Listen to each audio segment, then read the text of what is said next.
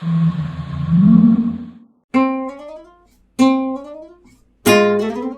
parece adecuado, en referencia al vídeo que subí ayer acerca de por qué prefiero no responder a ciertas discusiones excesivamente cargadas de retórica, crear este nuevo vídeo en el cual voy a intentar dar una clasificación de los mensajes en función de su contenido. Me gusta mucho plantearme cómo reducir textos ofuscados para conseguir versiones más pequeñas, sin pérdida de información relevante para la discusión. Es demasiado ideal pensar que todos los mensajes son reducibles, pero si se hace de forma adecuada puede ser un tema interesante. No me voy a adentrar, sin embargo, en este tema, prefiero hacerlo en un vídeo posterior, porque prefiero dejarlo como referencia para que todo el mundo pueda consultar esta clasificación de mensajes que he formulado.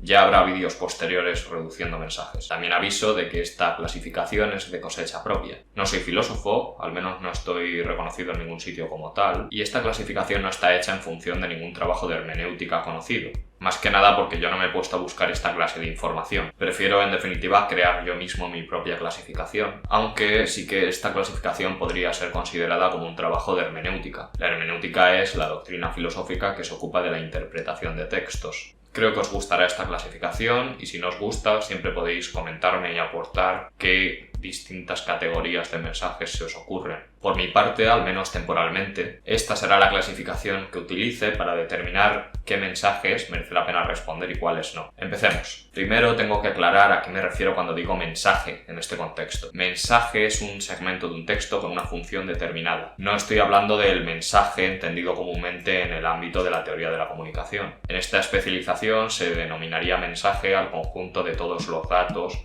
transmitidos. Si tengo que hacer referencia a ese concepto de conjunto de toda la información, hablaré de texto.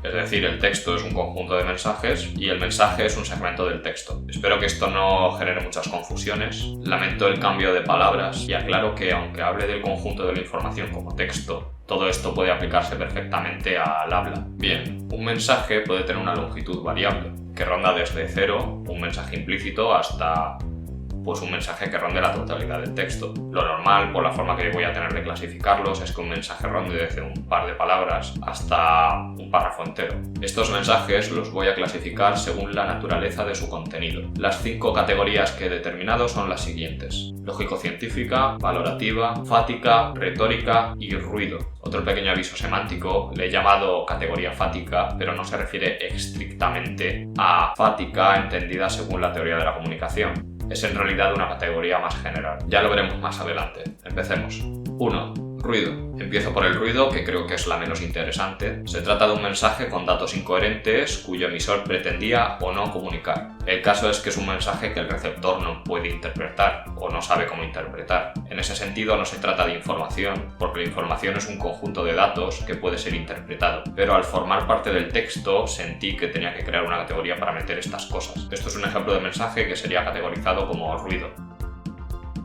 Y este también. El ruido puede ser origen tanto del receptor como del emisor. El emisor evidentemente debería intentar no generar ruido y el receptor, dependiendo del medio que esté utilizando, puede que tenga que hacerle pequeñas modificaciones al medio para que no se genere tanto ruido. Y sin atender a responsabilidades ni nada parecido, el receptor debería conocer el idioma que se está utilizando, es decir, el código, según la teoría de la comunicación. No le quiero dar un enfoque lingüístico a este análisis, así que voy a considerar cualquier tipo de mensaje que no sea interpretable de ninguna forma como ruido, al menos que no puedan ser interpretados de forma evidente por el receptor. Ya digo, esto es una categoría, es una cesta para meter mensajes que si no sería imposible clasificar. Ahora vamos con las categorías más interesantes. 2. Lógico-científica. Un mensaje lógico-científico es aquel mensaje que pretende tratar información de forma coherente. Esto es precisamente lo que buscamos en una discusión racional: partir de premisas verdaderas o concedidas temporalmente y estudiar las consecuencias lógicas de estas premisas. Aquí se pueden encontrar dos subtipos. 2A. Introducción de premisa. Una introducción de premisa es un mensaje en el que se introduce una premisa. Lamento definir lo obvio, pero prefiero no dar nada por evidente y ser todo lo explícito posible. Lo cierto es que aunque parezca tan evidente y obvio, estas introducciones tienen ciertas características. La primera es que puede tener fuente o no tenerla. Si una premisa se introduce sin fuente, a no ser que la naturaleza de la discusión no necesite fuentes, como podría ser una demostración matemática o filosófica, entonces podría haber problemas si una de las partes no quiere hacer aceptarlo a priori. Esto podría pasar por el desconocimiento de una de las partes, en cuyo caso la otra parte debería procurar demostrárselo, ya sea buscando la fuente o razonándola desde cero si es posible, ya sea en una demostración matemática, o demostrándola a partir de unas premisas anteriores. En cualquier caso, que una premisa no tenga fuente no significa que la discusión tenga que parar aquí. He puesto el caso de las matemáticas, pero sin necesidad de que la discusión sea de esta naturaleza. Las premisas pueden ser de carácter temporal o condicional, que pueden ser útiles para, por ejemplo, dar una demostración al absurdo. También, aunque no haya fuente, si todas las partes la consideran innecesaria, evidente o quieren razonar desde este supuesto, en ese caso no es necesaria una fuente. En resumen, una introducción de premisa puede tener una fuente y si no tiene fuente puede ser de tipo temporal, condicional o consensual. 2b. Razonamiento lógico. Un razonamiento lógico trata y transforma las premisas anteriores para dar lugar a una conclusión. Las reglas de la lógica no fallan, de manera que toda conclusión obtenida a partir de estas premisas y respetando las reglas de la lógica será verdadera. Siempre, por supuesto, que todas las premisas sean verdaderas. Esto es culpa de la lógica. De alguna manera, en el tratamiento lógico, verdad significa que algo es razonable o inferible a partir de las reglas de la lógica. Es una definición un poco circular. Si algo es derivado de las reglas de la lógica, es un axioma o es una premisa, será verdadero. El método científico muchas veces utiliza la estadística para determinar si algo es verdad o no. Poniendo un ejemplo, en física cuántica, cuando se produce un evento muchas desviaciones estándar fuera de lo normal y asumiendo que los cálculos y las mediciones son correctas, esto es utilizado para demostrar si algo es verdad o no. ¿Es verdad de verdad o es mentira? Bueno, lo que yo responda no importa. Que un estudio estadístico, aunque haya salido 3.000 desviaciones estándar fuera, diga que algo es verdad o es mentira y considere que es conclusivo con un infinitesimal margen de error, no hace necesariamente que lo sea, pero hace que sea lo más probable. De hecho, es tan probable que es que no es práctico asumir lo contrario, y no hacen falta 3.000 desviaciones estándar. Con 5 o 6 se han dado muchas cosas por verdaderas en la ciencia. No me voy a meter al debate de cuántos sigmas hacen falta para determinar si algo es verdad o no, pero aviso de que yo tengo una visión bastante práctica, y no voy a remitir a la lógica de forma tan purista. Por eso una premisa científica la daré por válida si la fuente tiene algo de coherencia y me dé la suficiente confianza. Ejemplos. Introducción de premisa. Un mensaje es un trozo de un texto. Supongamos que el cielo es azul. Las mujeres cobran menos que los hombres. Lo dice esta fuente. De razonamiento lógico. Por esto y por esto es así. O un ejemplo más conclusivo. Si el mar fuera azul y el cielo fuera azul, premisa, entonces el color del mar y del cielo serían el mismo. Razonamiento. 3. Valorativo. Un mensaje que aporta una opinión o una valoración positiva o negativa sobre algo. No hay mucho que decir sobre esto, creo que queda bastante claro. Ejemplos. Creo que deberíamos tener más libertad. En mi opinión, todos deberíamos tener acceso a una renta básica universal. Esto es malo y esto otro es bueno. 4. Fática. La llamo fática, aunque en realidad comprende una variedad de tipos de mensaje, no necesariamente equiparables con la función fática de la comunicación. Son neutrales, no pretenden afectar a la verdad o falsedad de ningún argumento. Distingo estos tipos. 4a. Comunicativo. Es una subcategoría a la que todos los mensajes fáticos caen por defecto. Ejemplos son el small talk, que son pequeñas conversaciones intrascendentales que se producen afectuosamente, saludos y despedidas, o preguntas, es decir, peticiones de información. Mensajes de tipo asertivo o persuasivo también podrían considerarse dentro de esta definición, aunque en el estudio que le estoy dando, que es más enfocado al campo del debate, creo que son un poco más raros. Y si pretendieran persuadir respecto a algo de lo que se está discutiendo de forma lógica, entonces serían falacias. Creo que es un poco raro encontrar esto en un debate. Aquí también, en esta categoría, entrarían los mensajes estrictamente fáticos. Ahora sí, los que son definibles de esta manera según la teoría de la comunicación o la lingüística. 4b. Recordatorio informativo. El recordatorio es un mensaje que hace referencia a un mensaje lógico que ya se ha tratado, con el propósito de que la otra parte lo recuerde a la hora de elaborar su razonamiento. Informativo es algo parecido a la premisa, pero fuera del ámbito lógico-científico. Introduce información externa. Es un mensaje que no pretende originar una discusión de la nueva información que se está aportando, y pretende eso, informar de cosas externas al debate, sean o no ciertas, para que la otra parte las sepa, pero no necesariamente que las trate de forma científica. Son cosas que no tienen nada que ver con el debate. 4C. Formalidades. Las considero una cosa aparte del small talk porque, aunque las formalidades no aportan nada a la discusión, están ahí para intentar que las dos partes se sientan cómodas en el debate. Si hay formalidad sin sorna, se entiende que las dos partes están intentando discutir de forma afectuosa, y me parece importante clasificarlas para tenerlas en contraste con los mensajes retóricos, ya que cuando hay formalidades bien intencionadas, las retóricas malintencionadas suelen escasear. Los saludos y despedidas prefiero considerarlos en el 4A, comunicativo, porque cumplen una función de fondo alrededor de todo el texto, y es declarar su comienzo y su final. Esto puede tener un interés aparte de las formalidades, porque en el caso de que se produjese un extravío de parte del texto, si el receptor estaba habituado a leer saludo y despedida y le falta uno de los dos, entonces podrá utilizar esta información para saber que ha recibido mal el mensaje. Al tener una utilidad implícitamente comunicativa, lo voy a dejar en el 4A. 4D. Didáctica. Son mensajes que se combinan con otros mensajes informativos o científicos para asegurarse de que su receptor entienda correctamente lo que le está diciendo y pueda seguir paso a paso la lógica para entenderlo. Son una ayuda innecesaria para facilitar la comprensión. También pueden ser símiles o simplificaciones. Ejemplos de todas las categorías y subtipos. Pues hoy hace buen tiempo, ¿no? Buenos días. Un cordial saludo. ¿Cuántos hercios decías que había? Venga, seguro que puedes ayudarme. ¿Me recibes? Como demostré cuando te has enterado de la nueva nave espacial, gracias. Es como si cogieras una esponja y la apretaras para que salga toda la antimateria.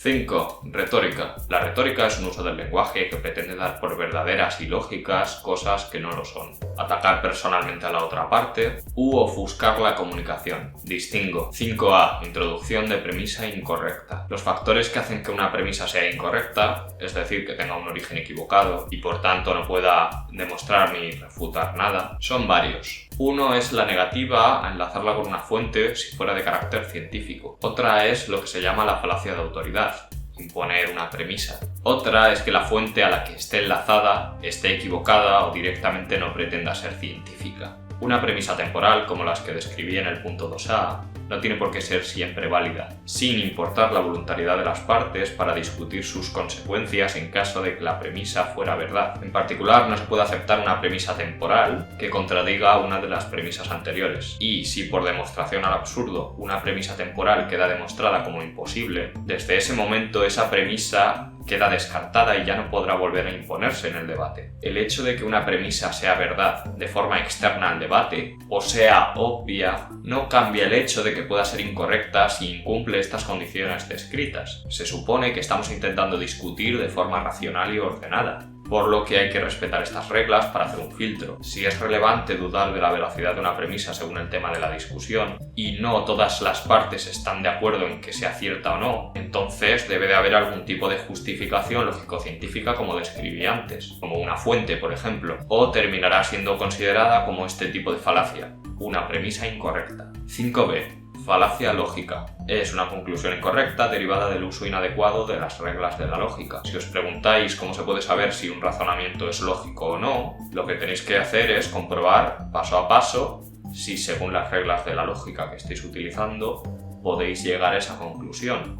Para un uso típico, la lógica de primer orden, la de toda la vida, vamos, es suficiente. Estas falacias lógicas son bastante raras y suelen venir de mano de gente con poca preparación intelectual. Esto es porque para un usuario leve de la lógica es fácil demostrar si esto es correcto o no. Y también, por suerte, en la mayoría de discusiones, la carga lógica es bastante baja. Nada que ver en las matemáticas, por ejemplo. Por eso, un usuario avanzado de la retórica utilizará técnicas más sofisticadas. 5C. Ataque personal. Aquí entran los descalificativos, acusaciones infundadas, insultos o amenazas. Son la parte más emocional de la retórica. Ya hice un vídeo bastante extenso hablando de esto, que es el FAQ 1, descalificativo. Pueden ser de muchos tipos, como etiquetas cuya intención es anular todos los argumentos de una parte, o dar cosas por evidentes. Hay una fina línea que divide estas obviedades entre ofuscación o ataque personal. Así que para clasificarlos tomo estas asunciones de obviedad como un ataque personal si de forma implícita pretenden insultar a la inteligencia de una de las partes, y como un simple tipo ofuscante si no pretenden insultar. 5D. Ofuscante. Esta es la categoría por defecto de la retórica, y aquí entran todas las cosas que intentan generar confusión o poner obstáculos a la discusión. Por darle algún tipo de característica distintiva, un mensaje ofuscante es aquel que pretende serlo, al menos la mayoría del tiempo. Es verdad que los ataques personales también intentan generar confusión, pero en este caso los clasifico de forma distinta porque existen en un plano más personal, más emocional. Las falacias lógicas no tienen por qué ser intencionadas. Esta categoría, la de ofuscantes, simplemente confunde en términos generales. Algunos mensajes de tipo ofuscante son discusiones semánticas inadecuadas, tal y como describí en Fact 3, Semántica y Diccionarios, o dar negativas reiteradamente. Un tipo muy frecuente y muy propio de las discusiones cíclicas es la reafirmación de una premisa incorrecta o de un razonamiento incorrecto, o incluso de una premisa correcta. Se diferencia del recordatorio de la función fática porque intenta, de forma explícita pero sin explicar por qué, dar a entender la existencia de esta premisa o razonamiento, que puede ser falaz o lógico, refuta algo de lo que la otra parte está hablando. Esta clase de razonamiento de tu palabra contra la mía no es muy útil si no explica de forma razonada por qué refuta el argumento. En particular, quiero ponerle énfasis a varias palabras que me dan bastante manía en debates serios, que son palabras como obviamente, evidentemente, por supuesto. No digo que no puedan utilizarse estas palabras, pero en bastantes ocasiones te las encuentras y todo el mensaje que las acompaña es de las cosas menos evidentes que te puedes encontrar, lo cual constituye una aberración de la palabra evidente en su sentido original. No me saquéis esto de contexto porque estoy hablando en particular de las llamadas whistle words, que son términos persuasivos y falaces que pretenden actuar de autoridad. No está mal utilizar estas palabras de vez en cuando, lo que está mal es que el peso de la demostración de algo recaiga en ellas. Si no eres capaz de demostrar estos elementos, entonces no son evidentes. Porque, volviendo al significado original de la palabra, si no puedes darme las evidencias o el razonamiento que genera este elemento o esta premisa, entonces ¿de qué clase de evidencias estamos hablando?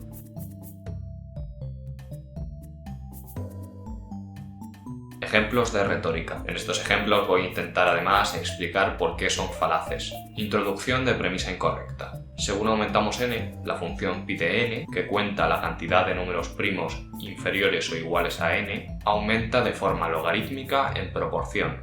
Esta premisa, que puede ser externamente verdadera o no, necesita explicar por qué. Estoy suponiendo que las dos partes nos han puesto de acuerdo, así que esto habría que justificarlo con una fuente científica o con una demostración matemática a partir de reglas más simples aceptadas por todos, o axiomas matemáticos. No me estoy metiendo en si esta premisa es verdadera o no. Este estudio no pretende centrarse en esto, sino en la forma en la que esta premisa ha sido introducida. Sin pruebas o consenso, no puedes pretender que los demás acepten todo lo que digas. Falacia lógica. El sol es bonito. El perro es bonito.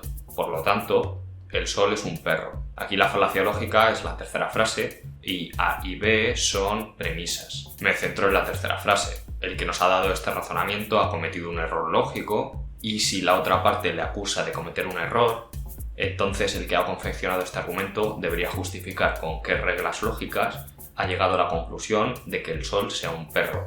Esto no significa que en una conversación las dos partes tengan que estar explicitando qué reglas lógicas están usando para llegar a según qué conclusiones. Pero si una de las partes pone en duda la veracidad lógica de algo que dices, si la otra parte se negase a razonar, entonces podríamos determinar que esto se trata de una falacia lógica. No defino falacia lógica según la intencionalidad, sino según si la conclusión es obtenible a partir de ciertas reglas lógicas que deben ser demostradas por la persona que ha realizado el argumento. Es la responsabilidad de cada uno de los interlocutores ser capaces de razonar y justificar de forma lógica sus argumentos. Ataque personal. Eres un #capitán a posteriori. Esto es un ataque personal porque está insinuando que te estás aprovechando de la perspectiva que te da estar en el futuro comparado con lo que pensarías si estuvieras en el pasado. Insinúa que te estás aprovechando de forma injusta a la hora de elaborar tu argumento porque está haciendo las cosas con más retrospectiva. Vamos, es una acusación que pretende ridiculizar tu argumento, implicitando acusaciones como tú no lo podrías haber hecho mejor, pero no está dando ninguna demostración ni ninguna respuesta relevante a un argumento. Vamos, que te están llamando aprovechado. Es un ataque personal. Eres un facha. Esto es un clásico. En esta ocasión ya lo expliqué en el FAQ 1 descalificativo en el segundo ejemplo, así que no voy a repetirme. Si no entiendes algo tan obvio, no tiene sentido continuar la discusión. Este ataque está asumiendo que tu inteligencia no es lo suficientemente alta como para poder tener una conversación razonada. Sin importar si lo que está diciendo es verdad o no, está utilizando una falacia de autoridad que recae sobre él mismo, asumiendo que él es más inteligente que tú y por tanto deberías haber creído su razonamiento, y como no lo crees, entonces la conversación no puede continuar. Además, intenta pretender que es por culpa tuya que la conversación tenga que parar. Bueno, aparte de ataque y de insulto a tu inteligencia, es una excusa. El que está parando la conversación no es tu estupidez, es él. Que señale y asuma que tu supuesta estupidez es el motivo por el cual paramos la conversación no significa que ese sea realmente el motivo. Esta persona claramente no está interesada en discutir. Además de bastante tramposo, es un ataque personal porque te está llamando estúpido, aún con todas las formalidades agradables que puedan envolver el mensaje. Y ojo, puede que de verdad no seas lo suficientemente inteligente. Puede que tengas razón y en otro contexto sea la cruda realidad y esta conversación no pueda continuar. Pero esto en ningún caso debe concluir que las premisas de partida que tenía la persona más inteligente, o que al menos se cree más inteligente de las dos, sean las correctas. Ofuscantes. Interrupción semántica. Bueno, tengo que corregirte. Más que de alguien liberal, tú estarías hablando de alguien neoliberal. Ya discutí este problema en FAQ 3, semántica y diccionarios. Para aclarar este caso, la persona que pretende hacer una corrección semántica, seguramente por el contexto, el apunte que ha dado no cambia absolutamente nada de la conversación. Vamos, que es una interrupción. Esta clase de interrupción solo podría tener lugar de forma necesaria si la discusión tratase sobre la definición de ser liberal, ser neoliberal, o en la discusión existieran los dos términos y es necesario hacer una distinción entre los dos. Excluyendo estos casos, que no creo que sean muy comunes, esta falacia es una clara interrupción semántica. A mí no me parece demasiado mal tener alguna interrupción de vez en cuando, y si es adecuada a la conversación, me parece incluso bien pararme a definir y aclarar palabras. Pero una interrupción semántica que las dos partes saben que no va a tener ninguna relevancia, o que es una interrupción después de que las dos partes ya se hubieran puesto de acuerdo en este significado, solo nos hace perder el tiempo.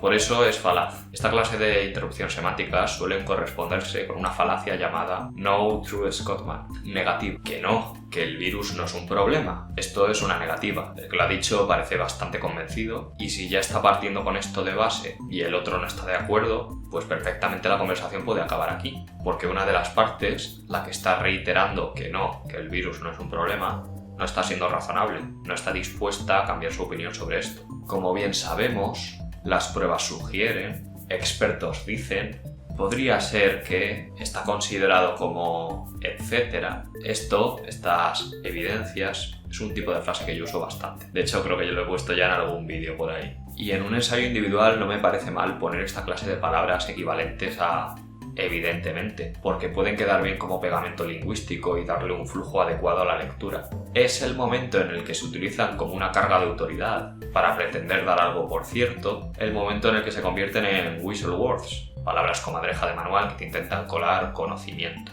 Yo creo que todos usamos estas palabras de vez en cuando y no os digo que no las uséis. Pero por favor, no llenéis vuestros textos serios, o al menos las partes serias del texto, con esta clase de palabras con la intención de quedar como un experto o una eminencia, porque cuando la gente razonable y crítica lo lea, vas a quedar como un invent man. Y le dije, ¿sabes lo que te digo, Almodóvar?